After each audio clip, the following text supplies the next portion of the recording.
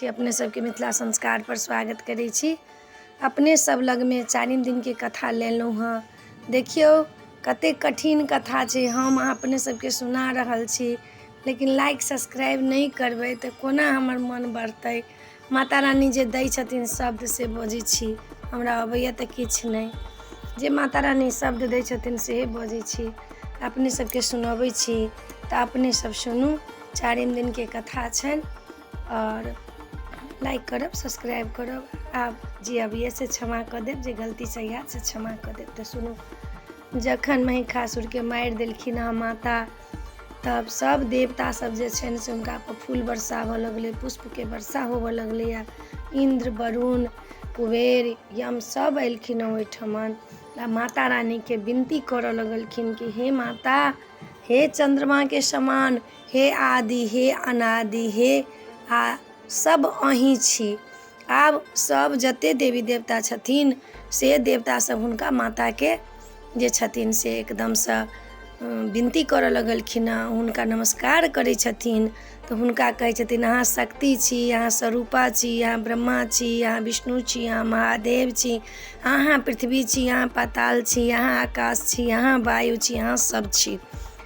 अहाँ जे छी से सब चीज करऽ वाला आदि अनादि अनाकि अनामी सब अहीं छी।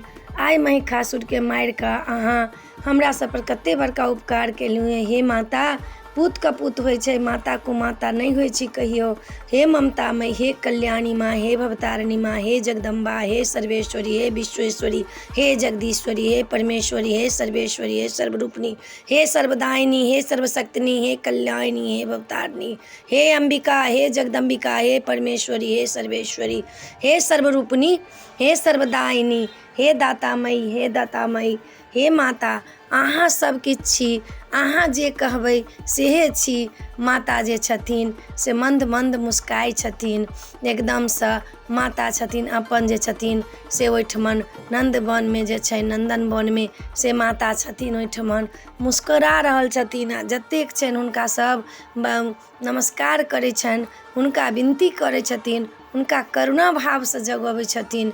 4 अध्याय में जे अइ से कोनो राक्षस के वध नहीं छै।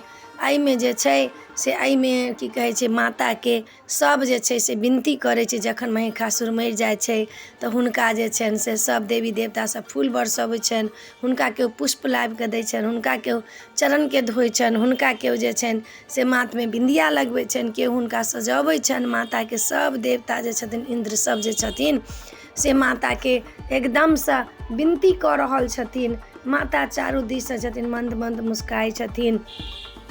सब देवता सब कहै छथिन हे माता, अहाँ जे छी से माता जे छै से अपना कोनो चीज दुख सुख होइ छै संतान के तऽ अपना कोर भरि लै छथिन।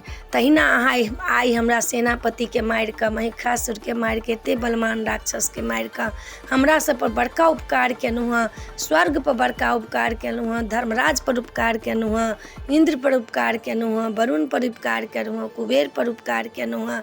अहाँ जे छथिन से सब देवता पर उपकार केलहुँ हँ। देवता के शक्ति से माता स्वरूपा बनल छथिन। हे ममतामयी, हे कामेश्वरी, हे जगन माता, हे चंद्रभामिनी माता, हे ब्रजधारिणी माता, हे अंबिका माता, हमर जते सब महिषासुर छल लेने से सबटा हमरा वापस भऽ गेल।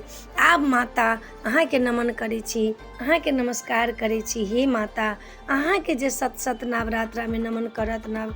आ देखियौ ई कथा जे अइ से राजा छथिन मार्कंडेय ऋषि जे छथिन से ई दुर्गा देवी भागवत छथिन बचने, और दुर्गा सप्तशती के छथिन ई लिखने छथिन मार्कंडेय पुराण। मार्कंडेय पुराण में ई सब अबैया। मार्कंडेय छथिन से अजन्मा छथिन, अजर अमर छथिन। ओ मार्कंडेय छथिन से अजर अमर छथिन। ओ मार्कंडेय के छथिन से सत्यनसुईया के जे बेटा छथिन, जे हुनका 3 दिन के टाइम 12 साल के उम्र के देने रहन, महादेव हुनका वरदान देलखिन तऽ अजर अमर भऽ गेलखिन। ओ मार्कंडेय ऋषि कहियो नहीं मरै छथिन, अखनो जीविते छथिन कलयुगो में। पूरा जलमे भऽ जेतै तैयो मार्कंडेय ऋषि, बजरंगबली, एकटा विभीषण, एकटा आरो जे छथिन से 7टा जे छै से जीवित छथिन। तखन अहाँके जे ओ छथिन हाथीके बला निकालि लेने छनि हुनका सेहो छथिन कहि कऽ। तऽ हुनकर मार्कण्डेय ऋषि कहै छथिन, आ ऋषि जे छथिन दत्तात्रेय ऋषि जे छथिन से मनु राजाके कहै छथिन, वैश्यके कहै छथिन कि माता कतेक करुणामय छथिन, कतेक करुणाकारी छथिन। माता हँसै छथिन आ माता कहै छथिन कि आब हमरासँ की चाहै छी अहाँ। कहलखिन कि हे माता, इंद्र कहै छथिन हे माता आब हम अपनेसँ की चाहब। तऽ कहलखिन कोनो वर मांगू, की वर देब, अपने तऽ सब वर दऽ देलहुँ हमरा सबके महिषासुर राक्षस सेनापतिसँ चर्मसँ हमरा सबके एकदमसँ उपकार कऽ कऽ ओकरासँ अहाँ उकरीन कऽ देलहुँ, हमरा सबके उद्धार कऽ देलहुँ।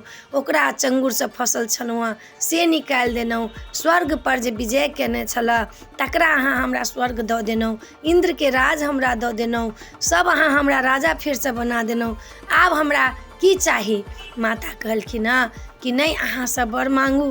कहलखिन हे माता, हे शक्ति स्वरूपा, हे वरदायिनी, हे अम्बिका, हे जगदम्बिका, जहिया हमरा सबके जरूरत लागत वहिया हम अपनेके विनती करब तऽ अहाँ आबि कऽ एहिठमन जे छै से हमरा सबके ऊपर कृपा करब, कृपा दृष्टि बनेने रहब। हम जखन बजायब तखन अहाँ आयब, अपनेके हम पूजा पाठ सब अपनेके सब जागरण कऽ कऽ पूजा करब। हे माता रानी, हे जगदम्बा, हे परमेश्वरी, अपने कहि कऽ ओहिठमनसँ एक मस्त कहि कऽ माता शक्ति स्वरूपा विलीन भऽ गेलखिन हँ। नन्दन वनमे जे छथिन ई सब पूजा करऽ लगलखिन हँ, हिमालयसँ पूजा करऽ लगलखिन हँ। जतेक इंद्र सब छथिन, देवता सब छथिन, सब माताके पूजा शक्ति स्वरूपाके करऽ लगलखिन हँ। आब माता जे छथिन शक्ति स्वरूपाके पूजा कऽ कऽ माता जे छथिन से विलीन भऽ गेलखिन हँ ओहिठमनसँ। तऽ ई अहाँके 4 दिनके कथा छलऽ। अपने सबके नीक लागत चैनलके सब्सक्राइब करब, लाइक करब, कहऽके नहि बिसरब। जय मिथिला, जय माताजी। देखू ई कथा जे छनि ई भरि नवरात्रामे अहाँके मनके कामना जे अइ से अहाँ हुनका प्रकट कऽ कऽ ई कथाके लिख कऽ सुनब तऽ अहाँ मनके कामना अहाँके पूरा भऽ जायत। देखू दुर्गा सप्तशती जे पाठ करै छै हुनका पता छनि एहि बातके, जे नियमपूर्वक ई कथा सुनैए, जे नियमपूर्वक ई कथा पढ़ैए, जे नियमपूर्वक ई कानमे श्रवण करैए, हुनका जे छनि से अन्दरके शक्ति स्वरूपा जे छनि से ममतामय जगा देतनि, संतानके सुख देतनि, धनके सुख देतनि, सोहागके सुख देतनि, हुनका यश कृतिसँ बढ़ल रहतनि। हिनका माता शक्ति स्वरूपा संसारमे जे छथिन से हिनकासँ बढ़ि कऽ के छै। कहै छै कमल आसन को छोड़ो माँ अभी तेरी जरूरत है। माता जे छथिन से हुनका जरूरत छनि आ हुनका जे छनि हुनकर जरूरत तऽ सदरकाल रहै छै। माताके गोद पुत्रके लेल हरदम खाली रहै छनि, लेकिन पुत्रोके ओहन बनऽ पड़तै नहि, पुतके पुत होइ छनि, माता को माता नहि होइ छै। नीक लागत चैनलके सब्सक्राइब करब, लाइक करब, कहऽके नहि बिसरब। जय मिथिला, जय माताजी।